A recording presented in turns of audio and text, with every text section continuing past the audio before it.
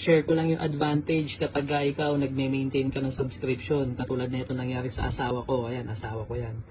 Dati, ang nakapwesto dyan. Ito ang nakapwesto dyan dati. Ito, ayan. Si Harvard. So, ngayon, dahil hindi siya nag-subscribe, bumaba siya. Napunta siya dyan sa baba. Na instead na, ito sana, tao sana ni Harvard yan, no? Kung nandun siya. Di ba? Yung kanina.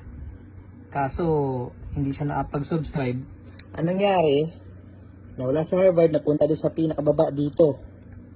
So, si Mrs. na dati nandito, ito yung person ni Harvard, umakyat si Mrs.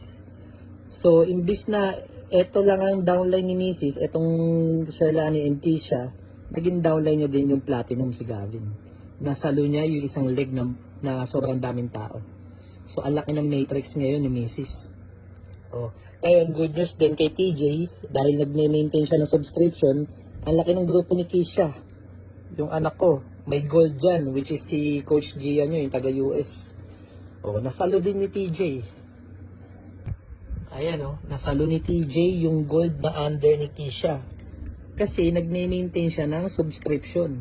So every month, nagkakaroon tayo ng compress o nagko-compress yung structure natin every month. So dito, makikita niyo yung talagang literal na